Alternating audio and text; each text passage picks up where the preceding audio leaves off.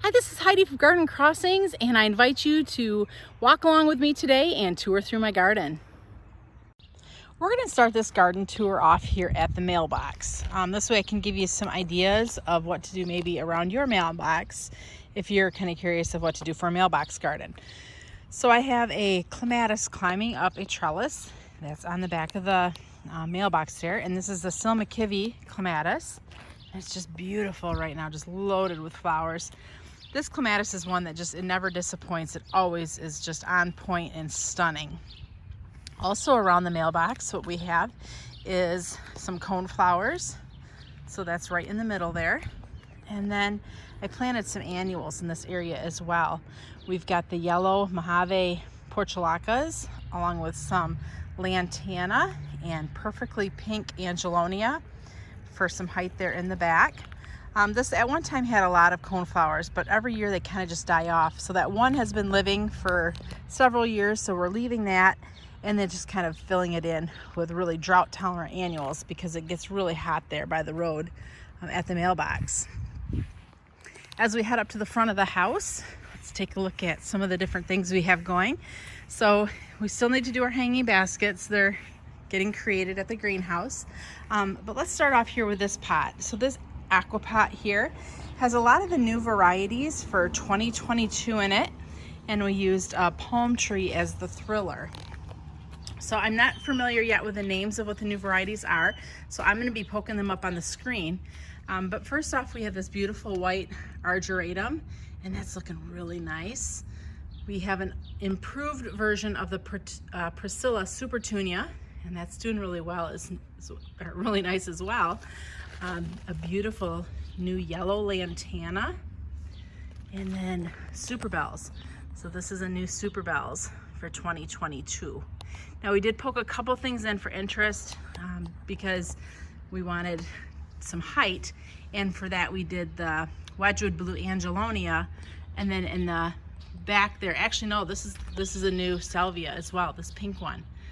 So that's a new salvia. We'll pop the name up on the screen. So it's got a lot of purples are new for next year, and that yellow really looks nice along with that white. So excited to watch how that combination fills out as the summer goes along. Along the front walkway, I have my signature bubblegum containers.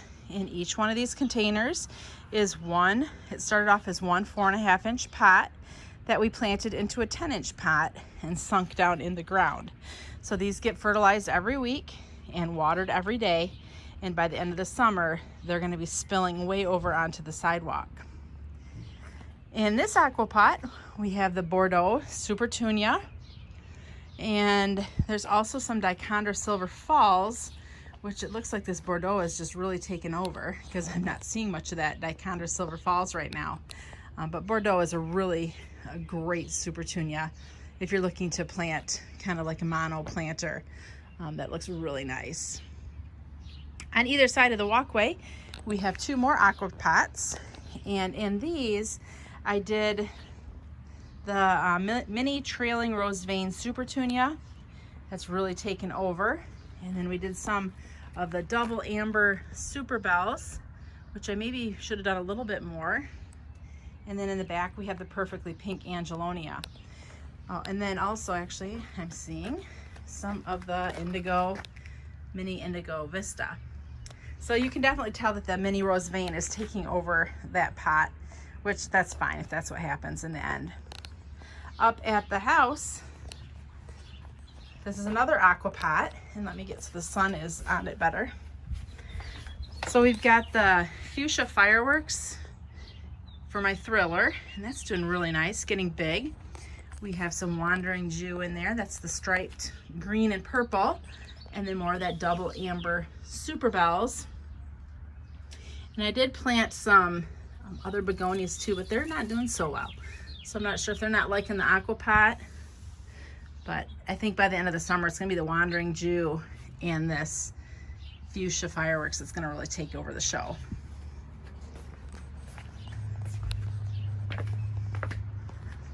Along the front of the house are the Bobo hydrangeas, and they are in bud right now.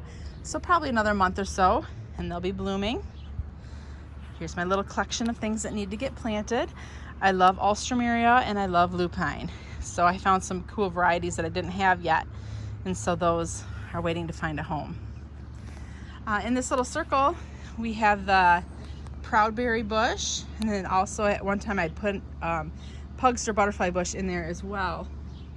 And so the pugster looks like it's going to start, you know, on the left-hand side doing some flowering. It's kind of a weird combination. I really should pull the pugster out and just let that proudberry stand alone in that garden. Around the tree, we have the Anna's Magic Balls, and you can see they're just really beautiful. The only evergreen in the garden. The lilac got a trimming about 2 weeks ago, so it's bare in spots, but it's going to reflush out nicely. This is a reblooming lilac, and it was just getting so big, so we got it trimmed back just to kind of dial it in a little bit and give it a really nice manicured look. As we head down the side of the property, we have a few more of the bubblegums tucked in just to add a little splash of color. This here is a quick fire hydrangea, and look at that thing. It is just loaded with flowers going to be happening here soon. So quick fire is one of the earlier blooming hydrangeas in the hardy hydrangea family. So if you're looking to kind of stagger your hydrangea color, quick fire would be one of the first ones to show up in the garden. As we walk down, we have 3 bobo hydrangeas with the pugster blue in between. And back up against the house there, I've got a couple of the hardy hibiscus and another hardy hydrangea, another hardy hibiscus with that nice black foliage. So that area is really a tricky area, so I just put a couple big things there just to fill it in. It's really dry in there, and all those things that are doing well in there are liking it, so that's good. Along the rock wall here, I have some sedum. I think that one is lime zinger. Got a couple gaillardias. Oh, the hydrangeas are starting to bloom as well. Let's back up here. So those there are, I think those are Invincible Ruby or Garnetta. They're too big for Mini Mauvette. So I'm not sure, but they are really pretty. Those are the smooth hydrangeas. This one here is Incredible Blush, which is really big. And as we walk our way around, I'm gonna actually get you from a different angle here. We'll look at the clematis though while we're making our way through. So the purple and white is, what is that, Venetia violacea, something like that. And then the littler one, that's Jolly Good. All right, so let's take a look at this angle here. So we just added a bunch of coneflowers into this garden because I wanted to have, I don't know, I love mixtures of coneflowers. So there's a lot of different mixtures of coneflowers in here. We have some Nepeta lining the front border. That's Cat's Pajamas. No, that one's Cat's Meow. And then butterfly bush right here. This is the Lo and Behold Blue Chip. And then we tucked in a couple of the Supertunia Mini Vista Indigos up front. Big, huge hosta. And then here we had some of our container combinations, our 3-in-1 combinations that were left. So we just planted those in the ground as well. So that's going to be a mixture of, let's see here, Stormburst Verbena, Royal Velvet, and Trailing, I think that's Trailing Mini Silver Supertunia. So that'll be just kind of a pretty mixture of the 3 different plants, purples, whites, lavenders. In this garden we have some daylilies, a few little astilbes trying to do their thing. In the back here we have the Stillwater's clematis, and this is on a trellis that's about 3.5 to 4 foot tall. And this area is fairly shady. I get sun in the morning, but then in the afternoon it's all shade. My Alstroemeria is starting to bloom. This is Inca Ice, beautiful peach color. And this is one plant, and look how big that has gotten. That just continues to get larger and larger every year. The calla lilies you're seeing, these are new calla lilies for 2022. This one here is Be My First Love. They are hardy down to zone 7, and we're about a zone 5 or 6 here. So I'm really curious to see if they'll overwinter. I'm hoping that by placing them by the house, that will increase my chances of having them overwinter here in this garden. The purple you're seeing, that's Stachy's Humilio. And then cute little heuchera.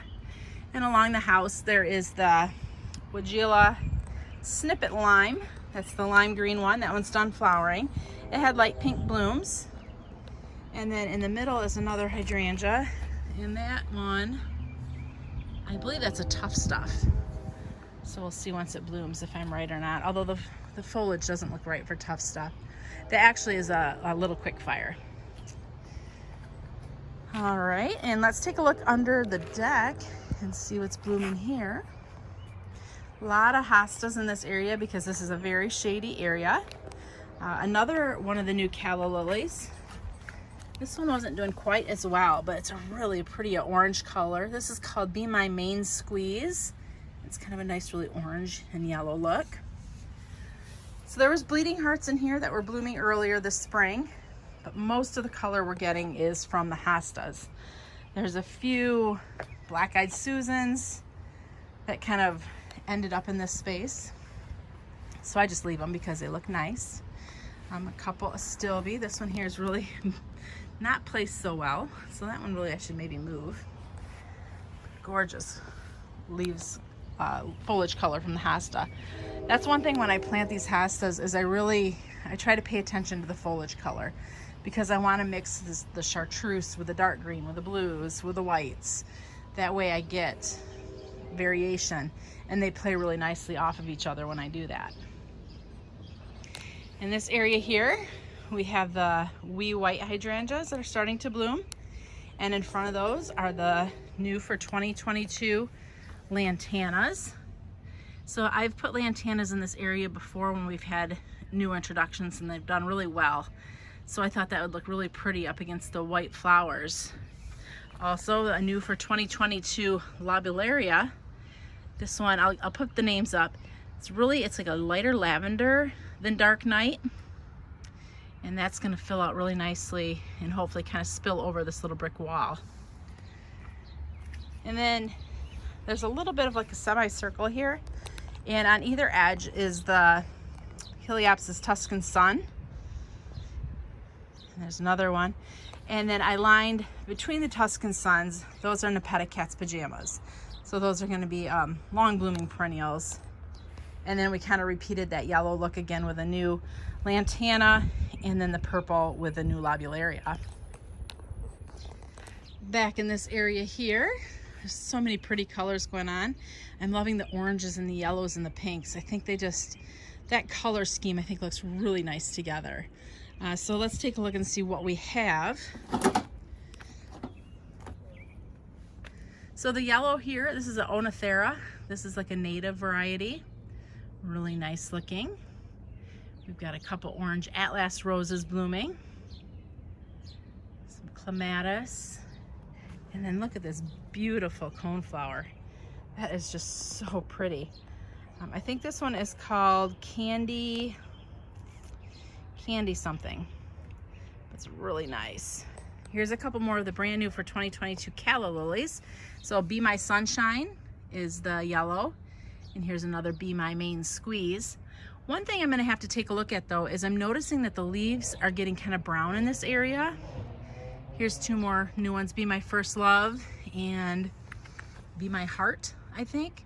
So I'm gonna have to do a little investigating to see if these aren't supposed to be in sun, because I think that might be why they're getting the leaves like that. So we'll see. I'll talk about it in the next video once I find an answer out. Another grouping of coneflowers. So like I did on the other side, I love mixtures of coneflowers, and I've got that same thing going on here. And then in the back is some daylilies. So this is really just kind of a fun butterfly kind of looking garden, even though it's not my butterfly garden. There's a lot of plants in here that do really attract the butterflies. Along the front of the shed here, these are the mini Mauvet hydrangeas, and they're just starting to color up a little bit. They're about 2.5 foot tall or so. So those are gonna look really pretty once they start blooming. clematis. This is Blue Angel clematis. And on this trellis I think I have 3 or 4 different varieties. So that way when Blue Angel is done, the next one that will bloom I think is the President, which is a royal velvet or royal blue color, royal purple. And then there's also a pink one on here. So that way, once the show is done, it'll be waiting with the next show of color. So if you haven't tried that yet, don't be afraid to put multiple plants on a arbor or trellis. That way you can get lots of color that lasts longer. Lining this bed is the lemon coral sedum, and that will fill out, and I anticipate by the end of the summer that will be a solid border of chartreuse green. Let's head over to the little circle garden, and this is really starting to fill out nicely. The Atlas roses are blooming. My Monet's got great foliage. So in this garden, we've got the limelight hydrangea tree in the middle there. So basically that's a limelight hydrangea that has been shaped into tree form, and that's got really nice shape this year. We have the dwarf bloomerang lilacs. This is bloomerang dark purple, and it's done flowering for right now. So that's kind of what you're seeing there. But this will bloom another 1 or 2 times yet this summer. So it's great being a rebloomer. The My Monet Weigela, got great foliage. It's done flowering as well. It had pink flowers earlier in the season, but that foliage just looks wonderful. And I love how the pink tips there really accent nicely with the red sun patiens. Tucked in the middle is the wildberry heuchera. So when this garden was younger, we could see them a lot better. But at different points in the season, when the foliage isn't on these shrubs, we can see those. They do nice, just kind of filled in there. The Atlas rose is the peach rose that you're seeing. Let's go in and take a close look at one of those. So the Atlas is a really fragrant rose. So if you're looking for a rose that's just got really pretty fragrance, Atlas is something I definitely recommend. Fairly large flowers, high bud count. So I mean, you can see all the buds on this plant. There's so many flowers yet to come. And then once you feel like it's kind of done flowering, don't be afraid to trim it back, because it will reflush out and just bloom all summer long with these extra fragrant peachy flowers. Let's head on back to the butterfly garden. One thing you'll notice is if you've watched any of my garden tours from previous years, things have changed in this butterfly garden. Obviously, the obvious is it's matured. But for the last, I don't know how many years, I've lined this garden with white sun patiens. And I wanted a different look this year. I was ready for a change, so I did. We changed it to, these are blush sun patiens, I believe. So it gives it a different look. Do I love it? It's different, and I'm okay with making things different once in a while. Not to say I may not go back to white next year, but it's just nice for something different to look at. So they're lining the garden here. Looking really nice. Got the Viva Polonia clematis, really pretty. So this was actually in its peak last week. Usually it's got super vibrant magenta blooms, where these are a little bit washed out because they're starting to age out and get ready to drop. We've got this beautiful butterfly bush here that'll be blooming mid to end of the summer. That's Miss Molly. And here's an interesting thing. So this is a calla lily that I planted probably 6 or 7 years ago. Not at all intending for it to come back. But this has come back every year, and it's kind of in a bad place because the butterfly bush takes it over. But it just goes to show, sometimes when you try to, plant something that's not necessarily intended for your zone, on occasion, it might work. So, and that's the case with that plant. Here's a bobo hydrangea. So we make our way around. Got this beautiful purple monarda, or bee balm. That's a great pollinator plant. Some more of the stachys. I see bumblebees on it. The redhead. That is such a pretty red colored flower. I always say the name wrong, but I'm gonna say it's a spigella, something like that. The Profusion salvia. There's all native bees on that salvia right now. Tucked into these little corners here, we've got a mixture of coneflowers that will be blooming. Making our way through the path, let's stop a minute and take a look here at the clematis, because on this side we can see the diamond ball clematis blooming. Large double lavender blooms. And then we'll go on closer so you can see the Viva Polonia as well. Really pretty. It's just amazing how in a month, how much transformation a garden can take on with changes and growth. There's a beautiful lupine. I think this one is Manhattan Lights. Really pretty color combination. We've got the Sonic Bloom Pink Weigela. It's a rebloomer, and that will bloom about 2 or 3 times throughout the summer. And the first bloom is the most impressive, but the second and third aren't bad. We've got the Verbena Meteor Showers, which is great in this pollinator garden. The butterflies love it. Some Magic Wands, Veronica. Some more of that Spigilla. A really early blooming phlox. Liatris, just the one little bloom started on that. In the middle here of these bird houses, I have the Pugster butterfly bush. So that's going to continue to grow. So here in Michigan, those pugsters come back from the ground. So they take a little bit of time to get to size in this, in our zone. Another one of the calla lilies. This is Be My Sunshine. Now this one's not doing bad in the sun.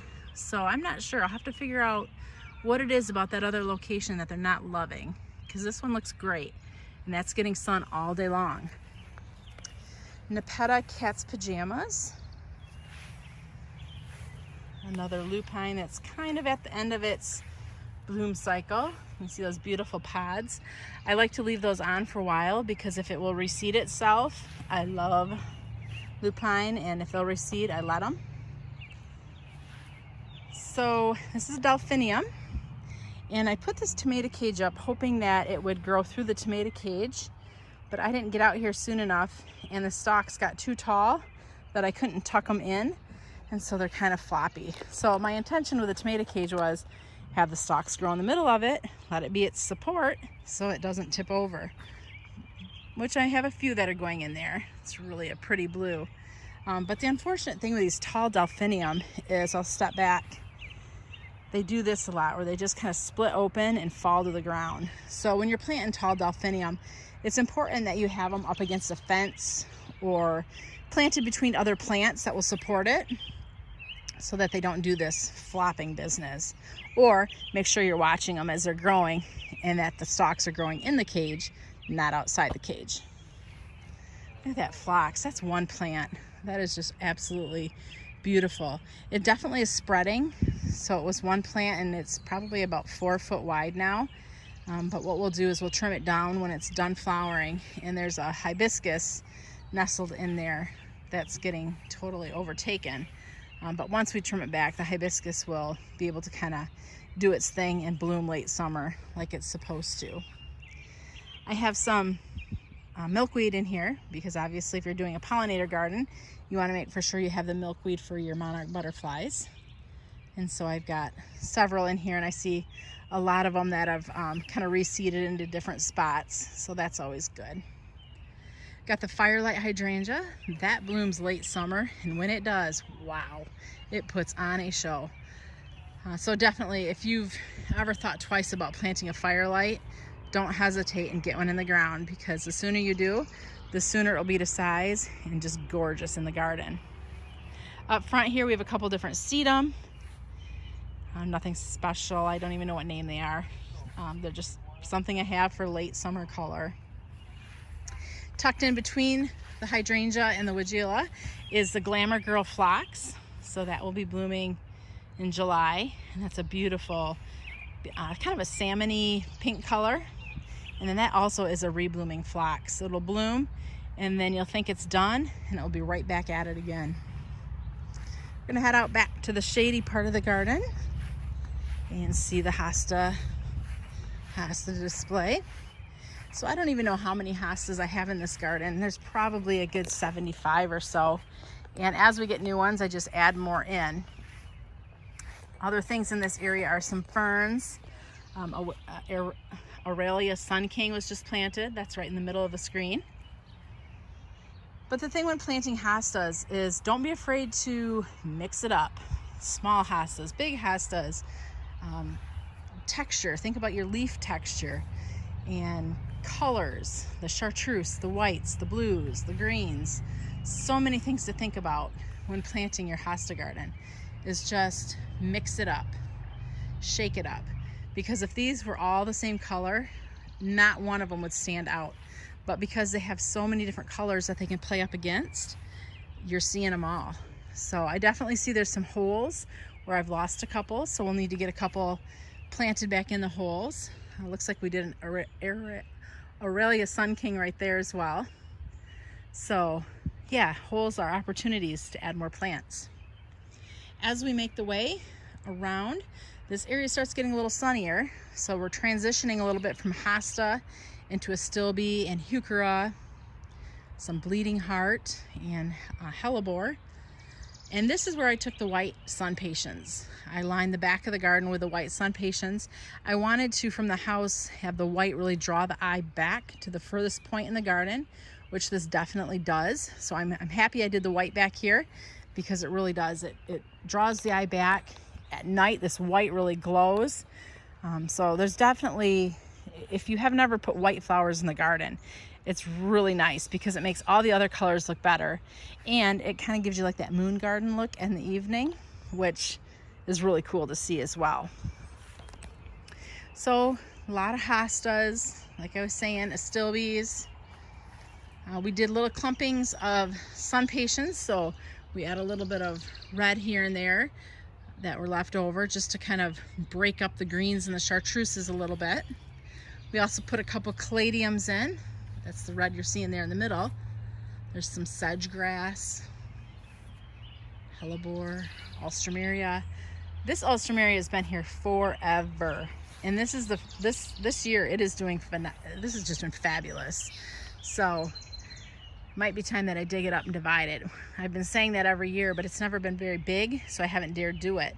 But this year it's quite large, so because I know it's so reliable in my garden, I'd love to split it so I can put it in more areas.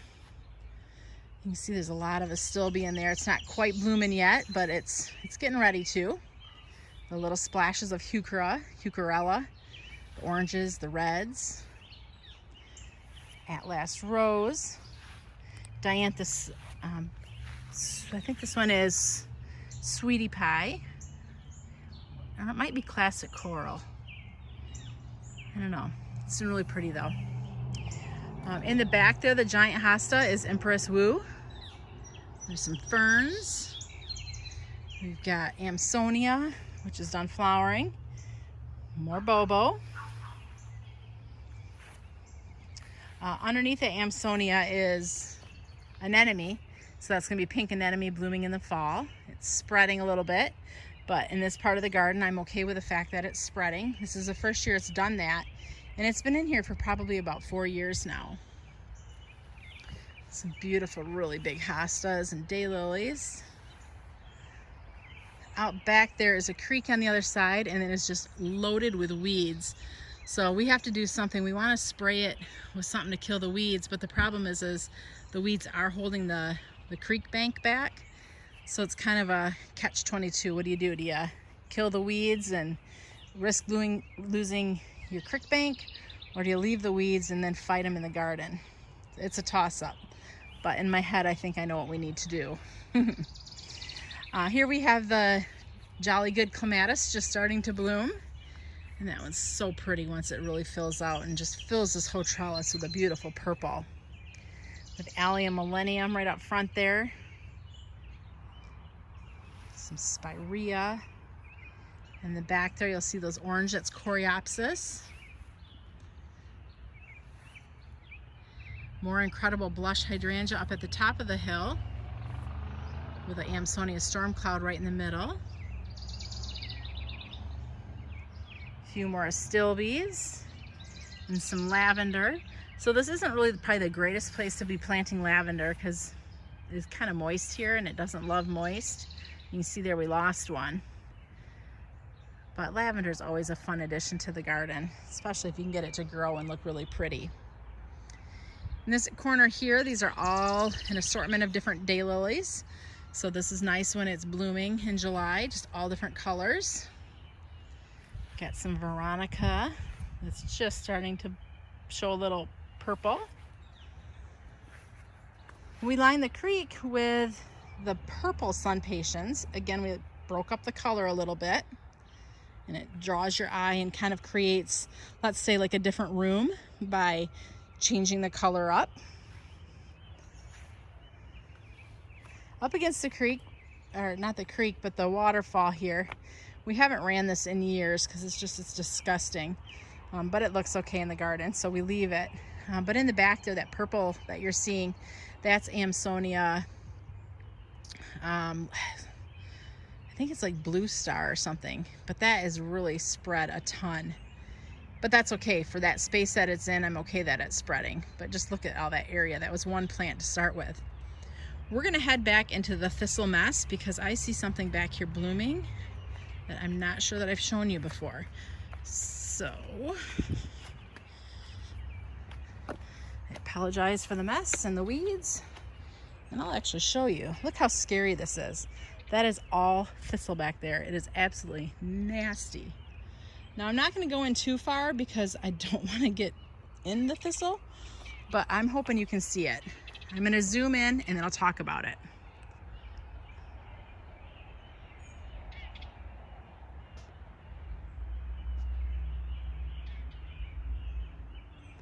All right, I can't talk while I'm zooming because it goes funny, but that is the Calycanthus.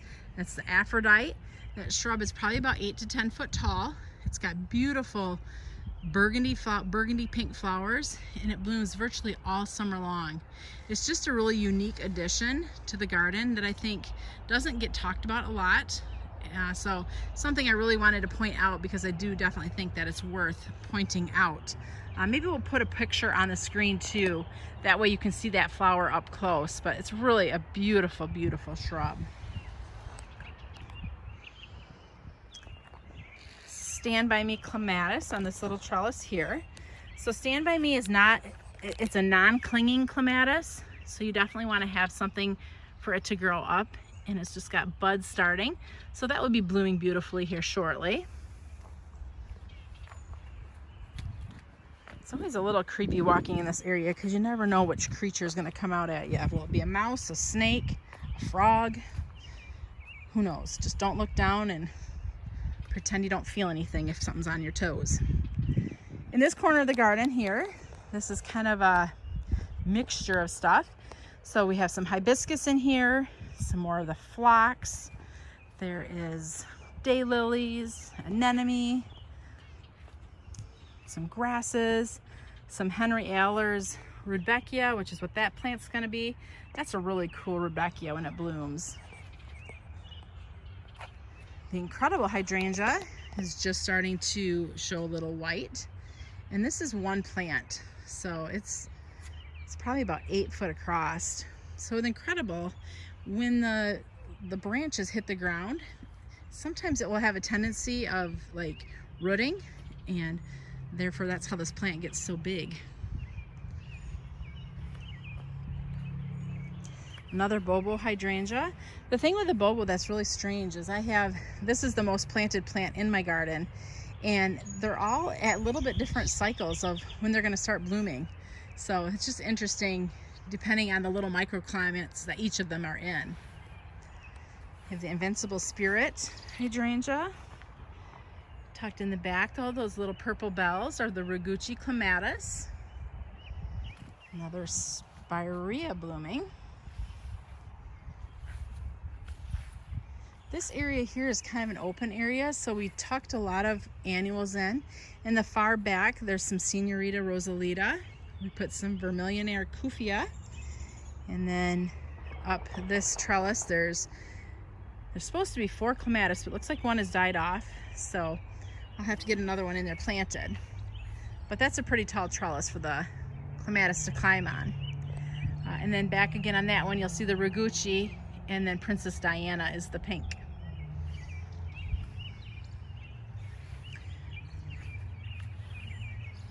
This tall shrub here that's really wispy, that's the Rhamnus fine line. And I love how that adds just a little bit of height and kind of columnar interest to this garden. This is a proudberry bush, and right now it's got its flowers on it, which aren't super significant, but the berries in the fall are going to be amazing. If you haven't watched my video on proudberry, be sure to check that out on YouTube. Another daylily and a hibiscus. Now in front of the clematis area this year, we planted the Lobellaria Lobellaria White Knight, and then the brand new, wait for it, Vista Petunia. So there's a new color Vista in town for 2020, 2022. I think this is called Jazzberry. Look at that beautiful purple color. Doesn't that look awesome with that black foliage of the Dahlia Mystic Illusion? I love that. I can't wait till this area fills out with that white and the purple and that black and the yellow together. That is going to look amazing. On the clematis wall here, we have the Rigucci. So I've got 2 plants of this on there. So the Bella's Rigucci and Princess Diana is the pink. Candide is the white. Montana Maylene is the burgundy. And just look at how that Candide is just totally filling out that space. So this is 8 foot of chicken wire with 2, I guess they're 4x4 posts that we're using to create this structure. And then here you can see more of the Rigucci all the way to the top there.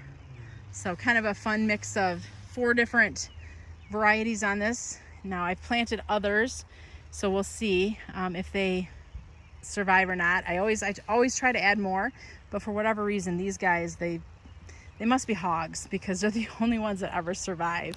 So, and they've been in the longest too, so I think that's why they're just really winning out the war here of who's gonna get the space on the trellis. So one thing I am gonna point out is, look at this area I keep saying we need to do something with. It's been cleaned out. So we got rid of all the nasty coreopsis that was in here. So I just left a couple daylilies. I left the Midnight Wine Wagilla, the sedum, and another daylily. So this is going to be so much more of a clean slate right now. So the daylilies might also get moved out, but at least this area looks clean again and not just like a mess of a garden. So we'll see. But at least the coreopsis is gone. It just makes this area feel just rejuvenated, really. Also, at the end of the fence, this has been open for probably 5 years now. And we've got this finally all planted up. And let's take a look at what we did here in this area. So in the back, we have one of the brand new leucanthemums for 2022. A new annual for 2022. And then I did some of the Party Girl phlox. So here's a trio of the Party Girl phlox. They'll get about 3 foot tall once they grow. We did a couple lupine for early color. Cluster of the Lakota Fire coneflowers. Did some creeping phlox for early spring color. Lined this whole bed with Blue My Mind. So that's a drought tolerant blue annual. Did the Onyx and Pearls penstemon in the back. We did the new Jacob's Ladder Heaven Sent. Stokesia. In the back there, some poppies. I haven't had poppies in my garden for a long time, so I wanted to add a couple poppies in. This here is incredible. Another creeping phlox. We kind of mirrored, so this garden kind of got mirrored. So there's poppies again, onyx and pearls, Lakota fire, some sedum for fall color, another Jacob's ladder, creeping phlox, and lupine. And on the end, anchored out, this is a hibiscus that we've tried to kill with Roundup many times, and it never dies. So that means it needs to live and stay here. This is a super old variety. I don't even know what it is, but if it can withstand Roundup and still live, it deserves a spot in my garden. So hopefully you found this garden tour interesting today. A lot of color, a lot of changes since the last garden tour. So I invite you to watch the previous tour to see just what's changed in the garden. And if you have questions on anything you've seen, if there's anything you really like, make sure to leave comments below. If there's questions you have about why I do what I do, or how I do what I do, or what is that plant that you planted, feel free to leave the comments below, because I do try to kind of name all of them that are flowering. That way, you know what it is you're looking at. But if there's something I missed or forgot, feel free to ask. I love answering all your questions. Hope you're having a great summer. This is Heidi from Garden Crossings.